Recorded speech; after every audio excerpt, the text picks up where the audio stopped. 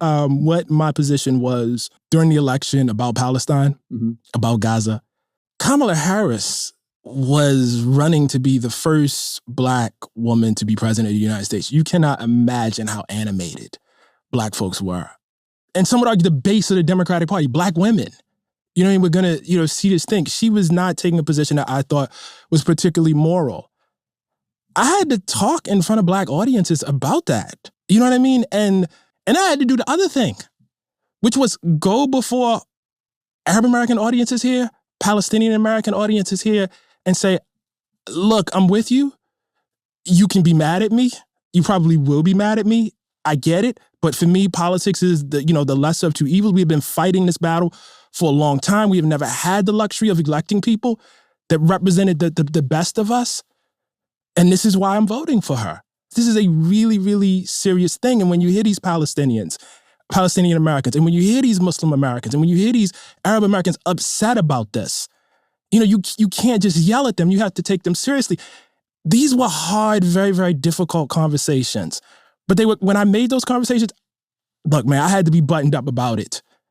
I just think you take very, very seriously the need to convince people outside of the tent right now, right? About like we have to convince them to come in.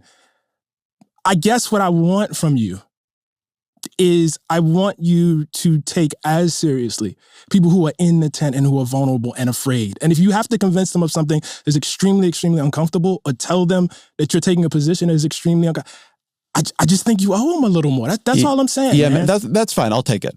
So what I could have used a little bit more here from Klein would have been some follow-up questions about how he could do better in this particular type of political communication, because Coates is making a very strong and poignant observation here.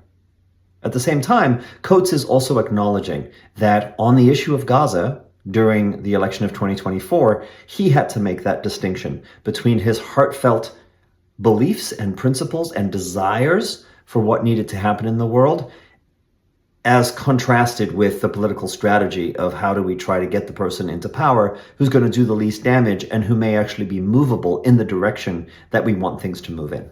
Now here, Ta Nehisi Coates really does a beautiful job of just standing his ground in terms of his values and the people that he really cares about the most who are marginalized. I feel like for Haitian immigrants that are in, Ohio, who are living under the weight of this, for trans kids who, are dealing with, being, I don't even want to use the term bullied, beaten up, attacked, threatened.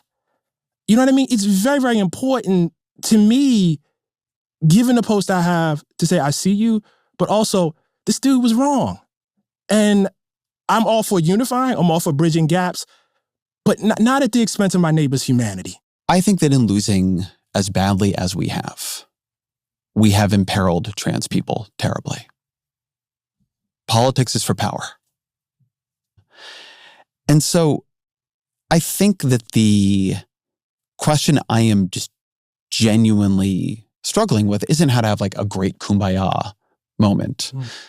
But I think it is taking seriously that something we're doing is not working. I mean, I had Sarah McBride, who's the first trans member of Congress on the show.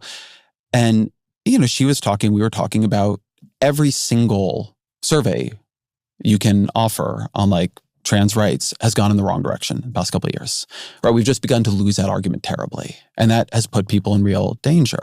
So I take your point when you say, look, I want people to feel seen in my writing. But I think the place I'm trying to push towards is I think that there is a diminishment of the political coalition building that we now need to do.